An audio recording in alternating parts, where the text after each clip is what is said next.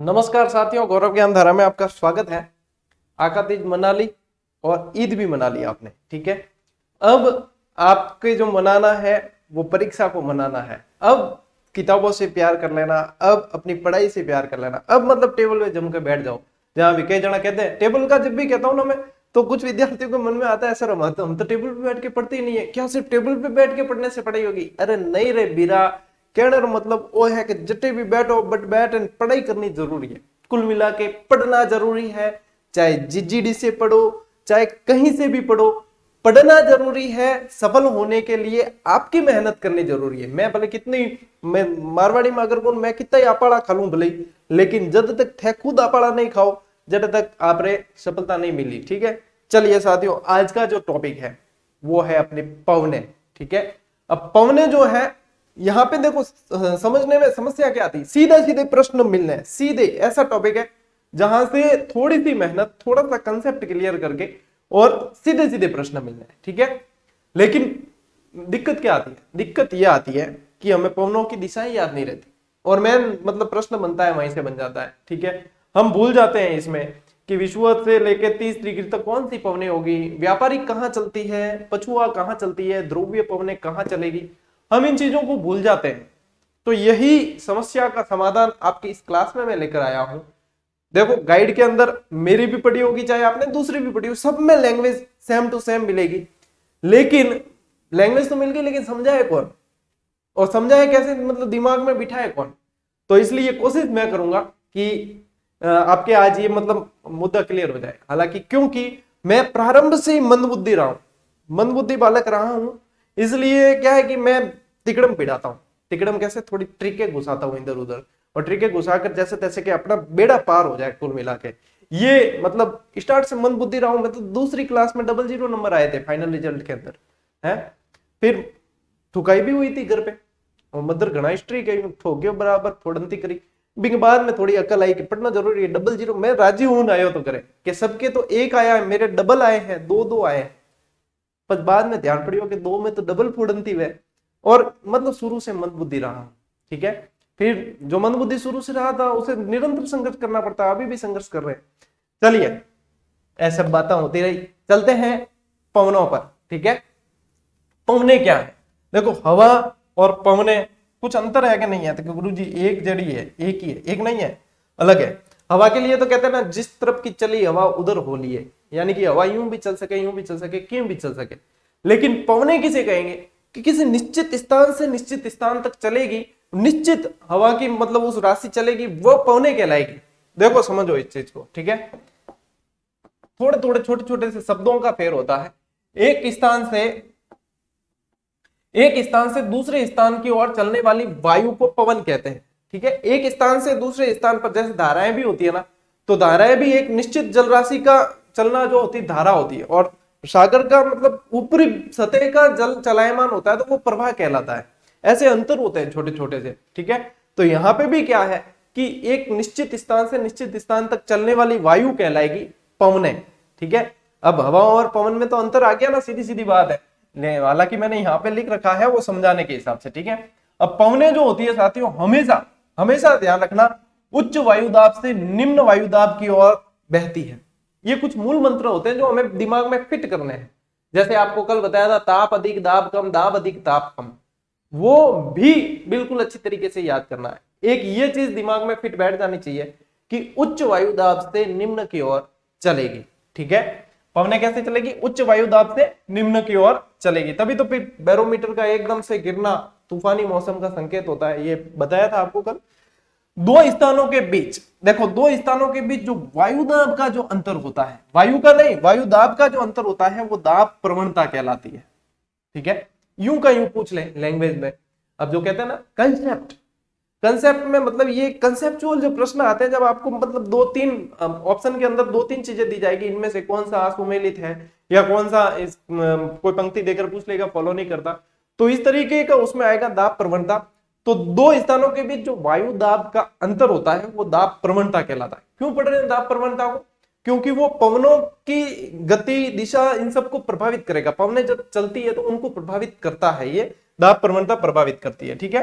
तो यही चीज है आगे कि पवनों को प्रभावित करने वाले कारक क्या क्या है, क्या क्या प्रभावित करते हैं, क्यों चलती है पवनें, ठीक है, क्यों चलती है पवन, ऐसा कोई एक गीत भी है, ठीक है ना, पवनों पे तो देखो गीत भी बन रखे हैं। अब देखो ये चीज समझनी है, जो समझनी है ना वो ये है, कोरियोलिस बल।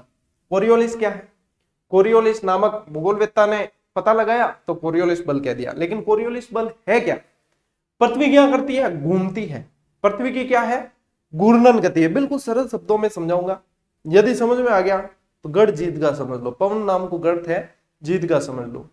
पृथ्वी क्या करती है घूमती है, पश्चिम से पूर्व दिशा की ओर घूमती है, ध्यान रखना, पश्चिम से पूर्व की ओर घूमती है, तभी तो पूर्व से सूरज उदय होता है, पश्चिम से नहीं होता है, पूर्व से ही होता है ना, पश्चिम से पूर्व दिशा की ओर घूमती है पृथ्वी, ठीक है। तो घूमने से क्या होती है, कोरियोलिस बल यह है कि पृथ्वी की घूर्णन गति के कारण पवनें जो होती है वो अपनी मूल दिशा से विक्षेपित हो जाती है। यह है कोरियोलिस बल, कि कोरियोलिस बल के कारण पवनें अपनी मूल दिशा से, जिस दिशा में चल रही होती है उससे मुड़ जाती है, ये कहलाता है आपके कोरियोलिस बल। अब कई जना डायरेक्ट ही बता दे कोरियोलिस बल का प्रभाव पड़ता है, ये कोरियोलिस बल है क्या, पृथ्वी की जो घूर्णन गति है उसके कारण पवनों की मूल दिशा में परिवर्तन आना कोरियोलिस बल है, ठीक है, कोरियोलिस बल के कारण परिवर्तन आता है। ठीक, एक चीज यहां से ये क्लियर, सीधा साधारण शब्दों में समझो, जितना जरूरत है उतना ही, ठीक है ना, इससे ज्यादा आपके मतलब एग्जाम पिछले पेपर उठा के देख लेना, आप न पूछा है न पूछा जाएगा। फिर फेरल का नियम, अब फेरल का नियम क्या कहता है, फेरल का नियम ये कहता है, फेरल नाम के वैज्ञानिक ने ये नियम दिया, फेरल का नियम ये कहता है कि जैसे पृथ्वी जो है ना दो गोलार्ध में है, ठीक है, पृथ्वी दो गोलार्ध में है, उत्तरी गोलार्ध और दक्षिणी गोलार्ध। फेरल ये कहता है कि मैं जिस भी गोलार्ध में खड़ा हूं, पवन जिस दिशा में चल रही है उस दिशा में मुंह करके मैं खड़ा रहूंगा, तो पवने जो है वो दक्षिणी गोलार्ध में यदि मैं खड़ा हूं, ठीक है, दक्षिणी गोलार्ध में खड़ा हूं और पवन जिस तरफ चल रही है, ठीक है, मान लो दक्षिणी गोलार्ध में, जैसे अभी व्यापारिक और पछुआ पवन अपन पढ़ेंगे ना तब और क्लियर होगा कि पवने जिस दिशा में चल रही है, विषुवत रेखा की ओर चल रही है, तो दक्षिणी गोलार्ध में तो वो मेरे बाई साइड विक्षेपित होगी। बाया कौन सा है, अब यदि मैं यहां खड़ा हूं, ठीक है, मान लीजिए मैं यहां खड़ा हूं, तो यानी कि दक्षिणी गोलार्ध में खड़ा हूं, विषुवत की तरफ मुंह करके खड़ा हूं, तो मैं यहां पे खड़ा हूं तो पवने जो है बाई और विक्षेपित होगी दक्षिणी गोलार्ध में, ठीक है। तो बाया कौन सा हो गया, ये हो गया। कई जनों को पता याद नहीं रहता है कि बाया कौन सा है, दाया कौन सा है, तो ये शब्द मैंने बताया था, याद रखे, जिस तरफ ब लिखा है उस तरफ बाया है, जिस तरफ द लिखा है उस तरफ दाया है। ये छोटी छोटी ट्रिक है, मैंने कहा ना मैं शुरू से मन बुद्धि रहा हूं, तो मैं छोटी छोटी चीजों को ज्यादा प्राथमिकता देता हूं ताकि किसी से पिछड़ू नहीं, है ना। और अब दूसरे जो सामान्य विद्यार्थी है वो भी नहीं पिछड़ेंगे, क्योंकि उन्हें भी पता है ये चीजें बहुत काम आती है। अब देखो, अब समझना इस चीज को कि मैं दक्षिणी गोलार्ध में खड़ा हूं तो बाईं ओर पवने मुड़ जाएगी, और मैं उत्तरी गोलार्ध में खड़ा हूं तो दाईं ओर पवन मुड़ेगी। यानी कि मैं यहां खड़ा हूं, ठीक है, अब यहां खड़ा हूं तो मेरा दायां कौन सा है, ये है, ठीक है, तो दायां कौन सा है, ये है, तो पवन इस तरफ मुड़ेगी, और ये कहलाता है फेरल का नियम। सीधी सिंपल शब्दों में फेरल का नियम ये है। कुल मिला के ये ध्यान रखना कि पश्चिम दिशा में मुड़ेगी, इन शॉर्ट। अंतिम शॉर्टकट और दे दूं, इन ज्यादा शॉर्ट नहीं हो सके कि बायां और दायां याद नहीं रहे, तो ये ध्यान रखना कि दोनों गोलार्धों में पश्चिम दिशा में मुड़ेगी, ठीक है, दोनों गोलार्धों में पश्चिम दिशा मुड़ेगी। अब ये तो ध्यान है ना, ये पश्चिम है और ये पूर्व है, यूं नहीं कि अटी गांधो कर दो थे, ठीक है, तो यहां पे ये ध्यान रख लेना। अब एग्जैक्ट भी बता दिया आपको मैंने कि दक्षिणी गोलार्ध में तो बाईं ओर मुड़ेगी, उत्तरी गोलार्ध में है तो दाईं ओर मुड़ेगी। दोनों ही याद नहीं रहे तो ध्यान रखना कि पश्चिम दिशा में मुड़नी है। ठीक, चलिए यहां पे ये चीज आपके समझ में आ जाएगी। अब तापमान कैसे प्रभावित करता है, ताप अधिक दाब कम, दाब अधिक ताप कम। अब दाब अधिक होगा तो उच्च दाब से निम्न दाब की ओर चलेगी पवनें। सीधी सिंपल सी बात है, सब एक दूसरे से कनेक्टेड रहते हैं, ठीक है ना। दाब प्रवणता वही चीज, दो स्थानों के बीच वायु दाब का अंतर, ठीक है। पृथ्वी की घूर्णन गति यही चीज, अपकेंद्रन बल, ये सारे कोरियोलिस बल ये सब प्रभावित करेंगे।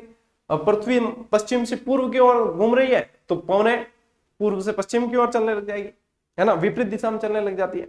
ये सीधी साधारण शब्दों में समझना है। अब भारी शब्दों में भी बहुत मिलता है, उन सबको सरलीकृत करके मैंने आपको दे दिया है। अब जितना भी विस्तृत आप पढ़ना चाहो तो आप उस चीज को समझ पाओगे, आप चाहे कहीं से भी पढ़ोगे ना, किसी भी भूगोलवेत्ता से, किसी भी विद्वान आदमी से पढ़ोगे तो भी आप इस चीज को बहुत अच्छी तरीके से दिमाग में उतार पाओगे, ऐसा मेरा विश्वास है। ठीक है, चलिए अब चलते हैं पवनों के वर्गीकरण की ओर।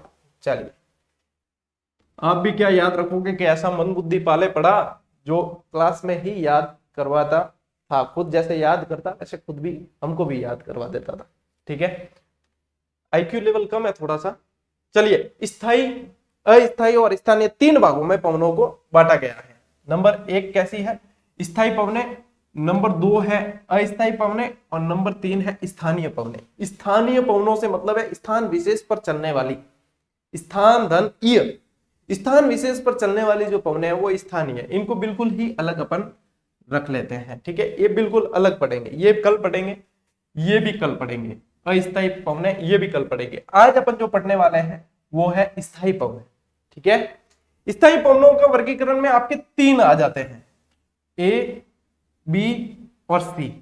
इसमें आ जाएगी एक व्यापारिक पवने, फिर आ जाएगी पछुआ पवने और फिर आ जाएगी ध्रुवीय पवने। ये सारी की सारी कैसी पवने हैं? ये आपके स्थायी पवने।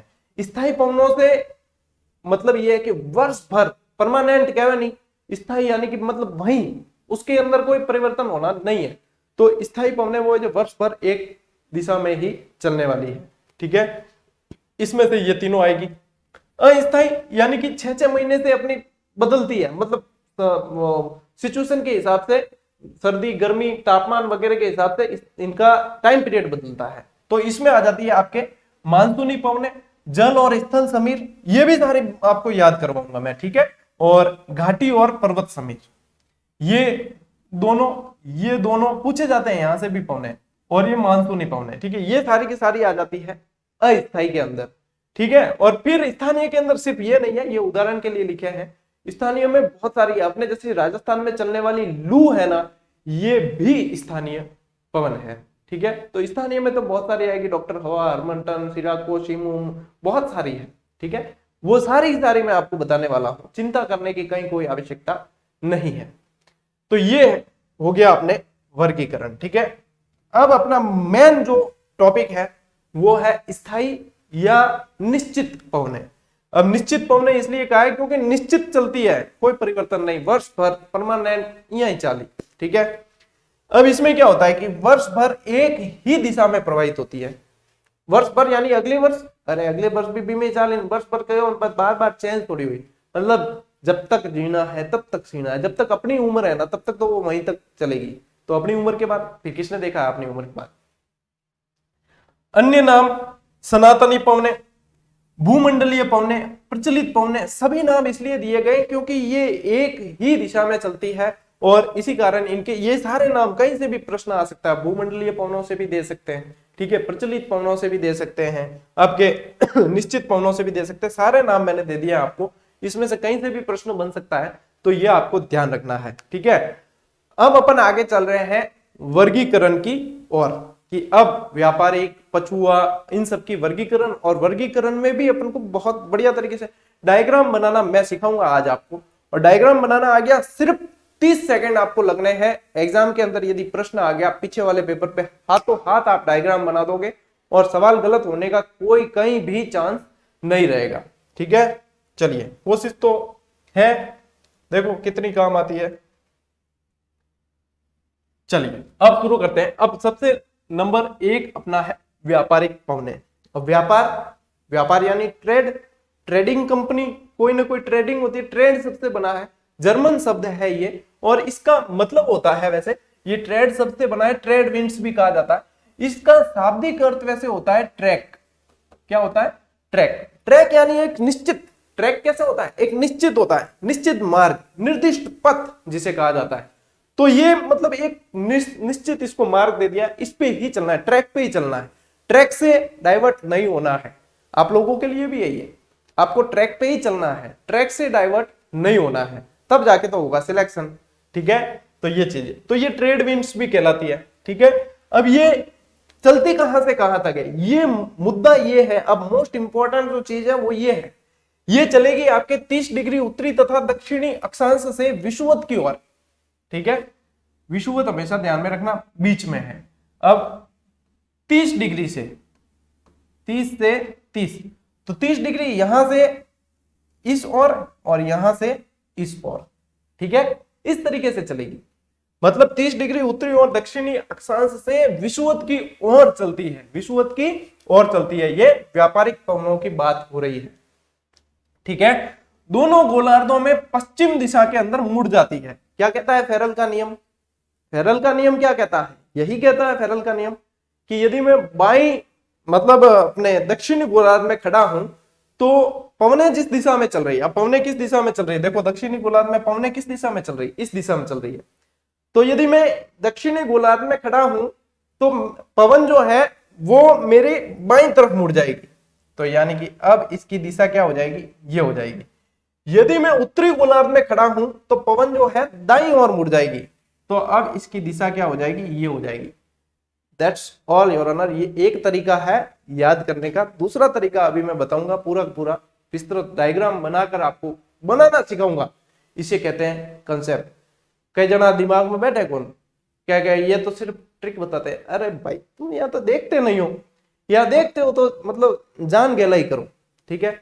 और जान गहलाई कोई इलाज है कौन? ये है एक खाबाई खाबाई करके कोई कॉमेडियन है, बाहर विदेश का है वो, उसकी वो तरीका होता है कि कंसेप्ट क्या है, ये है कंसेप्ट क्या है। अरे ठीक है चलिए, गोलार्धों में अब यहां चल रहे थे अपन, दोनों गोलार्धों में पश्चिम दिशा में मुड़ जाती है, पश्चिम में मोड़ दिए अपन ने, ठीक है।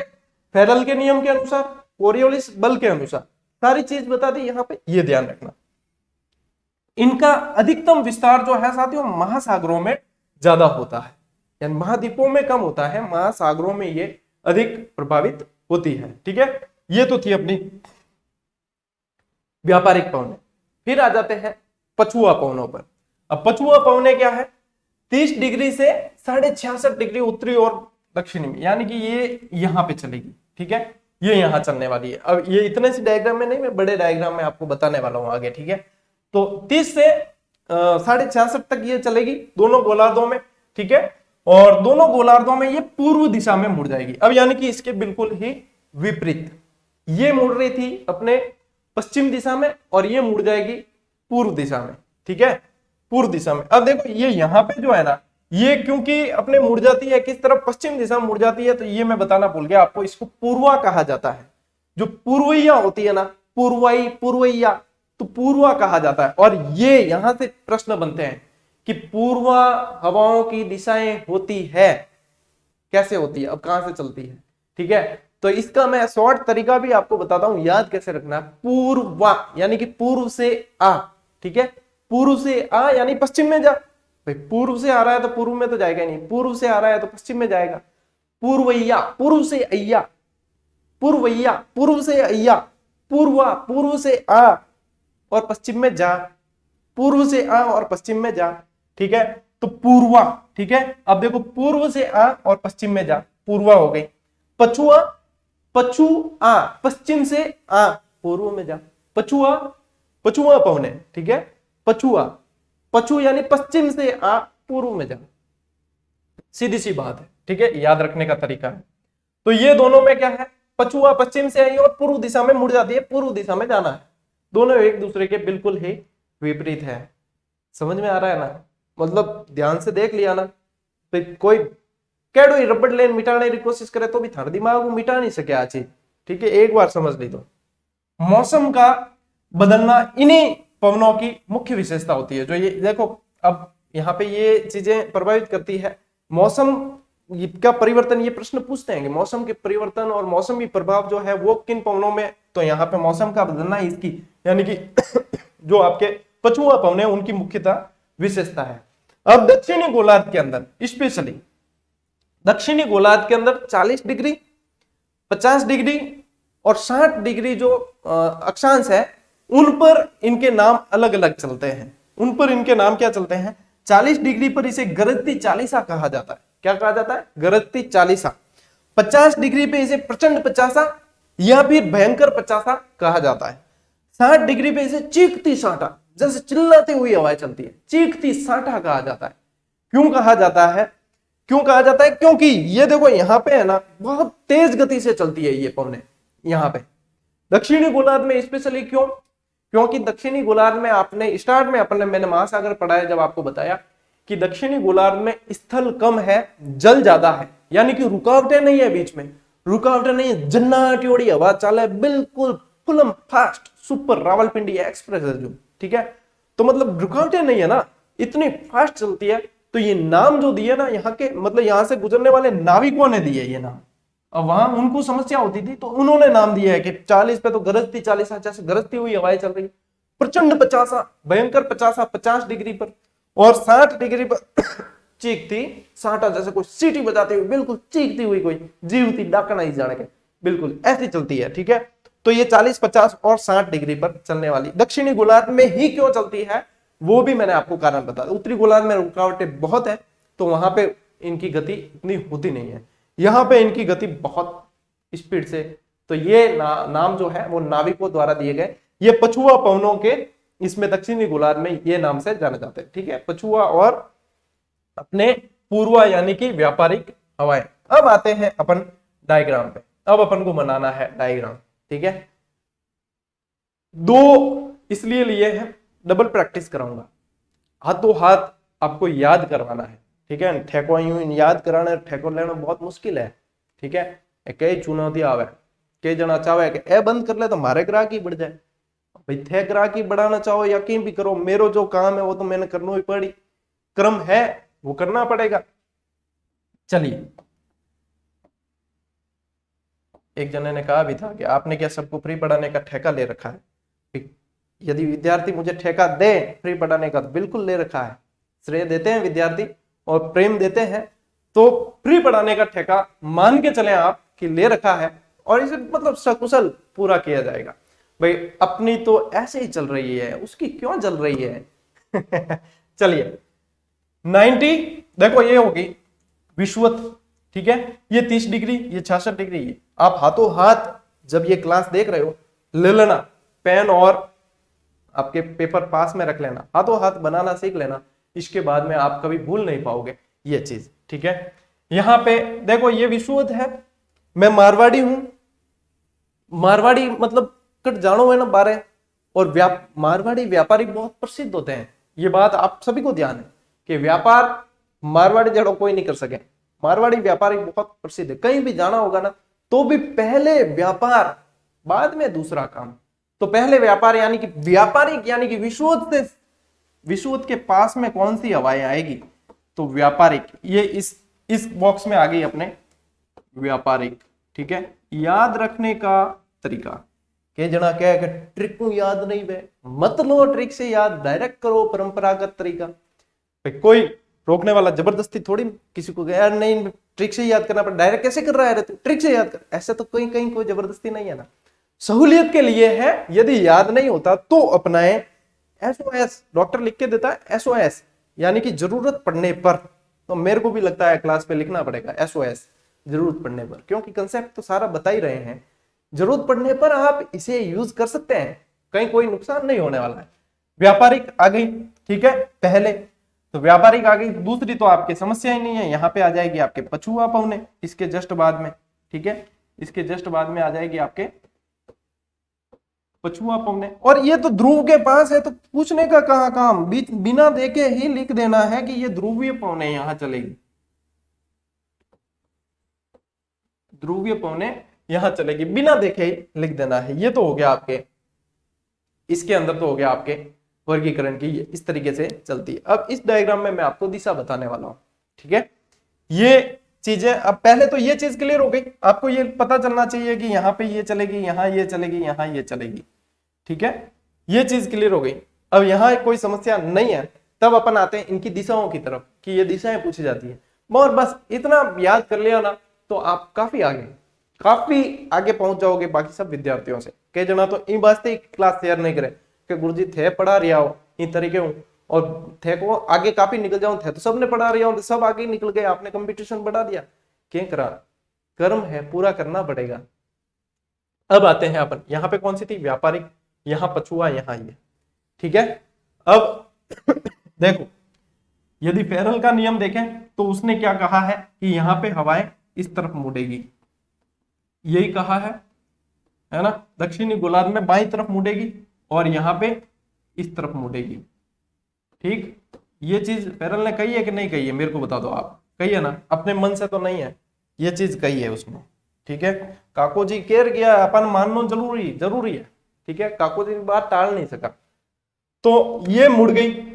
अब कुछ भी नहीं करना है, मैंने क्या बताया आपको कि पछुआ इसके विपरीत चलती है, पछुआ इसके विपरीत चलती, चला दो विपरीत, चला दो विपरीत, बिल्कुल विपरीत चला दो, कहीं समस्या, ये बिल्कुल विपरीत चला दो, इसके कोई समस्या नहीं होगी, चला दो विपरीत, क्या समस्या। एक खाली फेरल के नियम से इसको ही तो मोड़नी थी, और ऐसे भी याद नहीं आए तो ये तो ध्यान ही है कि विषुवत की ओर चलेगी व्यापारिक हवाएं, विषुवत की ओर चलती है और पश्चिम दिशा में मोड़ना है बस। तो विषुवत की ओर चल रही है, पश्चिम और पूर्व तो याद कराने की जरूरत नहीं है ना, पश्चिम और पूर्व। अब पश्चिम दिशा में मोड़ना है इनको, पश्चिम, एक इसका ही तो याद रखना है, सिर्फ एक इसका याद रखना है, यानी इस पेटी में चलने वाली ये याद रखनी है। इनको पश्चिम दिशा में मोड़ दिया, इसके बाद तो मतलब अब ये जो चल रही है ना, अब एकांतरे मतलब समझते हो ना, एक का अंतर, तो एकांतरे पर क्या होता है, एकांतरे पर समानता पाई जाती है, विषम संख्या में देख लो, सम संख्या में देख लो, है ना। एकांतरे यानी कि ये जिस तरीके से चल रही है वैसी ही वापस ये ध्रुवीय पवनें भी चलेगी, या फिर इसके विपरीत इसको ली, इसके विपरीत इसको लेनी है, तो वापस ला दो इसको, बिल्कुल इसके विपरीत इसको और इसके विपरीत इसको। अब ये ऐसे चल रही थी तो इसको ऐसे लेनी है, ये ध्रुवीय पवनों की दिशा है। कहीं कोई समस्या हुई क्या, मुझे बताओ। इतना सा आपको करना था, इतना सा करना है, सिर्फ क्या याद रखना था आपको, व्यापारिक हवाओं की दिशाएं याद रखनी है, वो भी फेरल के नियम के अनुसार बाएं दाएं करना है। दक्षिणी गोलार्ध में बाएं मोड़ना है, उत्तरी गोलार्ध में दाएं मोड़ना है। चलो बाएं दाएं को मारो गोली, याद नहीं रहता है, पश्चिम दिशा में मोड़ना है, कुल मिला के किस दिशा में मोड़ना है, पश्चिम दिशा में मोड़ना है। व्यापारिक पवन ने पश्चिम दिशा में मोड़ देनी है बस, तो पश्चिम दिशा में मोड़ दी। इसके बाद में तो मतलब आपके ये इनके विपरीत चलानी है, ऊपर और नीचे वाले इनके विपरीत चलानी है। अब ये देखो, ये कौन सी है, ये व्यापारिक है, ये कौन सी है, ये पछुआ है, ठीक है, ये कौन सी है, ये ध्रुवीय पवनें है, ये ध्रुवीय पवनें है। अब मैं आपको एक यहाँ पे सवाल और इंटरेस्टिंग बताता हूं साथ में। मान लो कि, चलिए थोड़ी पेन चेंज करते हैं, ये है महाद्वीप और ये है महासागर। ठीक है, महासागर में थोड़ा पानी ऐसे ही बनाते हैं ना, बचपन में चित्र बहुत बनाए, पानी बनाने का बहुत मजा आता था, क्योंकि थोड़ी सी टिपकियां करती पानी दिखने लग जाता था कि अरे हाँ ये तो पानी है। ठीक है, और ये है महाद्वीप। अब मुझे ये बताओ कि व्यापारिक हवाएं यदि वर्षा करेगी तो वो महाद्वीपों के किस किनारे पर वर्षा करेगी, पूर्वी या पश्चिमी पूर्वी या पश्चिमी। अब ये महाद्वीप है, ठीक है, ये महाद्वीप है, ठीक है, अब इसका पश्चिमी तो ये है और पूर्वी ये है। तो यदि व्यापारिक हवाएं वर्षा करेगी तो कहां करेगी, महाद्वीपों के इस पर, यानी कि ये कौन सा है, पूर्वी किनारे पर करेगी। और महासागरों की यदि बात करें तो महासागरों का पश्चिमी किनारा। बिल्कुल इजी चीज है, और यही चीज आप बिल्कुल लैंग्वेज में खाली पढ़ोगे ना तो आपको पश्चिमी पूर्वी कंफ्यूजन होगा कि यार पश्चिमी में, महाद्वीप के पश्चिमी में है कि पूर्वी में, महासागर के पश्चिमी में है पूर्वी में। तो जब चित्र ध्यान में है, बनाना सीख लिया, ये चल रही है इस तरफ, ये इस तरफ चल रही है, ठीक है, इस तरफ चल रही है, तो इस तरफ यहां आएगी। और महाद्वीपों के देख लो पूर्वी, यानी कि ये पूर्वी है तो पूर्वी तट पर जम के वर्षा करेगी, और महासागरों के पश्चिमी तट पर जम के वर्षा करेगी। ये है कंसेप्ट। कंसेप्ट किन्हें क्या है, किसको कहते हैं कंसेप्ट, चलिए ये है कंसेप्ट। और आज की क्लास के अंदर साथियों इतना ही। चलिए एक जो है मैंने आपको चित्र ऐड करके रखा हुआ है, ये देख लेना, ये थोड़ा मतलब 3D टाइप का है तो आपके काम आएगा। दिशाएं वही है, थोड़ी बहुत घुमा फिरा के ऐसे दिए, दिशाएं वही याद रखनी है जो बताई, ठीक है ना। तो ये आ गई आपके आज की क्लास, और आज की क्लास में हाथों हाथ याद हो गई है आपको। क्या याद हो गई है आपको, याद हो गई है व्यापारिक और पछुआ पवनें। बिल्कुल आपको डायग्राम बनाना आ गया। आप क्लास जैसे बंद होती है, बंद करके बिल्कुल आराम से इस कंसेप्ट को दिमाग में सोचना, बिल्कुल बैठ जाएगा। सिर्फ कुछ नहीं करना है, गोला बनाओ, पृथ्वी बनाओ और उसमें बांट दो, विषुवत रेखा बनाओ। विषुवत रेखा बनाकर 30 डिग्री, 66.5 डिग्री और 90, बस 3 खंडों में, ऊपर 3 खंड ऊपर 3 खंड नीचे। अब भाई ध्यान रखना, पश्चिम दिशा में व्यापारिक हवाओं को मोड़ देना है, उसके बाद में आपके विपरीत चलने दो। इसकी विपरीत ये, इसकी विपरीत ये, इसकी विपरीत ये, इसकी विपरीत ये। बस कितना टाइम लगेगा? मात्र 15 से 20 सेकंड लगेंगे आपको, यदि एग्जाम में सवाल आ गया पीछे बनाने के लिए, ठीक है। पेपर के पीछे जहां रफ कार्य के लिए दे रखा होता है, वहां पे मात्र 15 से 20 सेकंड लगने हैं और आपकी डायग्राम बन जाएगा जो आपके दिमाग में बिल्कुल फिट होगा। और बना देना, मैं ये कहता हूं, सोच के मत करना, बना देना, सवाल गलत होने के चांसेस नहीं रहेंगे, क्योंकि यहाँ पे गलत होने के चांसेस बहुत रहते हैं, सीधा सीधा प्रश्न बनता है, ठीक है। तो ये चीज है साथियों जो आपको बतानी बहुत जरूरी थी। हालांकि रीट का जब पहला एग्जाम जब हुआ था तब भी इसकी क्लास मैंने दी थी। अब कुछ विद्यार्थी कह रहे थे कि सर रीट की क्लासें स्टार्ट करो, रीट की क्लासें स्टार्ट करो। भैया मेरे, ये क्लासें क्या रीट में काम नहीं आएगी? मेरे को ये बता दो, सेकंड ग्रेड की जितनी क्लासें चल रही है उसमें से क्या रीट के आपके काम नहीं आने वाली? सारे टॉपिक काम आने वाले। रीट की क्लासें समझ के ही करें आप, ये चल रही है आपके, ठीक है। अब पुस्तक का जो कह रहे थे, तो रीट की देखो पहले लगभग तैयार पड़ी है, 2-5 दिन में आपको पहले हम देंगे कंसेप्चुअल गाइड पूरी तरीके से, ठीक है। तो जिन विद्यार्थियों गाइड की भी मांग है, विद्यार्थियों की पढ़ा नहीं है, बिल्कुल मैटर पढ़ना है, कंसेप्ट क्लियर करने हैं, तो पहले देंगे गाइड, अभी भी समय है, ठीक है। एसएसटी की बात कर रहा हूं, तो पहले आने वाली एक गाइड, उसके बाद में कुछ दिन, क्योंकि अभी थोड़ा काम बाकी है वन लाइनर के अंदर, उसके बाद में आपके नोट्स मेकिंग वही पैटर्न अपना यही है वन लाइनर का, जो आप सभी के द्वारा पसंद किया जा रहा है, उस पैटर्न पे ही आपको दे दी जाएगी पूरी तरीके से रीट के सिलेबस पर आधारित वन लाइनर। उसके बाद में आपको दी जाएगी, उसके कुछ दिनों बाद आपको दी जाएगी सेकंड ग्रेड की सेकंड पार्ट वन लाइनर, जो मतलब भारत, विश्व और पॉलिटिकल, वो पूर्णतः सेकंड ग्रेड के सिलेबस पर आधारित, ठीक है। ये चीजें हैं जो इस तरीके से, क्योंकि विद्यार्थी काफी समय से पूछ रहे थे, तो ये तब तक आप राजस्थान जो सेकंड ग्रेड की तैयारी कर रहे हो, राजस्थान की वन लाइनर मतलब पूरी उतार डालो अंदर। फिर याद करने के बाद में ये चेक जरूर करना कि इसमें से हमारे प्रश्न, कहीं भी कोई भी अभ्यास सीरीज, जरूरी नहीं है कि सिर्फ गौरव ज्ञान धारा के ऐप पर ही आप टेस्ट सीरीज ज्वाइन करें, कहीं भी यदि जहां विश्वास है वहां से कर रखी है, वहां से चेक करें कि आपके प्रश्न कितने सही बैठ रहे हैं, क्या 90% सवाल सही बैठ रहे हैं या नहीं। 10% तो देखो अल्ले दल्ले यूं गाल दे बिन कोई मतलब नहीं है, वो 10% तो एग्जाम में भी मिल जाएंगे जो नुकसान नहीं पहुंचाएंगे।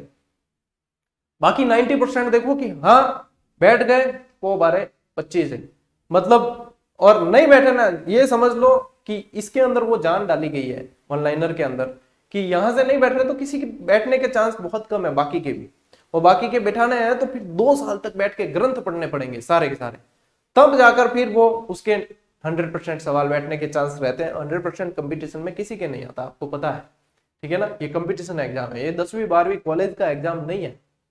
ये चीजें हैं साथियों। चलिए आज की क्लास कैसी रही कमेंट करके बता देना। आज की क्लास के बारे में कमेंट पढ़ूंगा मैं स्पेशली कि कैसी रही है आपकी क्लास, कितना समझ में आया है, क्या ये तरीका सही है, क्या ये ट्रिक्स वाला तरीका सही है, या हमें इसके अंदर बदलाव की जरूरत है, क्या आपके सही से समझ में बैठ रहा है, क्या आपको भलाई आपकी मतलब पढ़ाई के अंदर हेल्प लग रही है या नहीं, और क्या अपनी क्लासेस किसी कोचिंग संस्था से या उससे कम लग रही है या नहीं। जैसे निःशुल्क चला रखी है तो ऐसा तो नहीं है कि निःशुल्क में कहीं आपको ऐसे ही फालतू फॉर्मेलिटी के रूप में कोई परोस दिया कि भाई ये तो खाना ही पड़ेगा, फ्री का तो ऐसा ही है, वो वाली नहीं है, या जो भी प्रतिक्रियाएं हैं वो बता देना। क्योंकि अरे विपक्षी घना पढ़ा रहे, विपक्षी पढ़ा है, इनकी क्या प्रतिक्रियाएं आती है, फिर वो मैंने कहा ना अपनी तो यूं ही चल रही है और उनकी ऐसे ही चल रही है, वो वाली बात हो जाती है। ठीक है, चलिए साथियों मिलते हैं अगली क्लास में, तब तक के लिए राम राम, जय हिंद।